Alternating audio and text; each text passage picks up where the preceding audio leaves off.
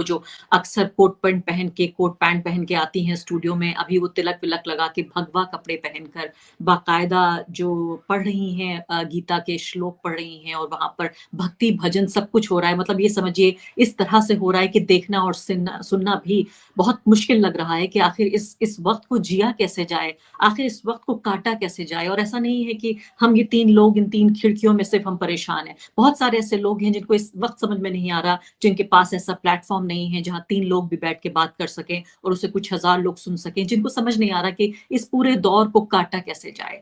पत्रकार जिनका नाम अरफा खानम है, ये कह रही है कि आजकल पत्रकार जो आते हैं वो हिंदू ड्रेस पहनते हैं, टीके लगाते हैं, तिलक लगाते हैं और इससे इनको बड़ी घुटन होती है। इनको तो नाराजगी इस बात से भी है कि प्रधानमंत्री ने क्यों ध्वजारोहण किया। भाई, प्रधानमंत्री हिंदू हैं लेकिन उनको ध्वजारोहण नहीं करना चाहिए। इनके अनुसार तो जैसे मुलायम सिंह यादव, लालू यादव, तेजस्वी यादव टोपी पहनते हैं, इफ्तियार देते हैं, प्रधानमंत्री को भी इफ्तियार पार्टी देना चाहिए। तब इनके सेकुलरिज्म का ताना बाना बना रहेगा। धर्मनिरपेक्षता नहीं, तुष्टीकरण कहते हैं। वरना धर्मनिरपेक्षता का मतलब होता है कि मैं अगर हिंदू हूं तो मुझे अपनी विशेष पूजा पद्धति का अधिकार है। आप अगर मुस्लिम हैं तो आपको विशेष पूजा पद्धति का अधिकार है। हामिद अंसारी उपराष्ट्रपति थे, उनसे किसी ने नहीं कहा कि आप पूजा पाठ कीजिए।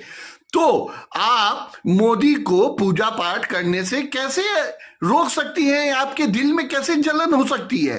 और यही पत्रकार कुछ दिन पहले ममदानी के अमेरिका में गवर्नर बनने के बाद भारत में ममदानी को ढूंढ रही थी कि भारत में कब ऐसा होगा कि कोई मुसलमान के हाथ में सत्ता आएगी। अरे कैसे सत्ता आएगी जब दिमाग में आपके भरा ये है कि हिंदुओं के मंदिरों की घंटियों से आपको नफरत है, तो आपके ऐसे सत्ता नहीं आएगी।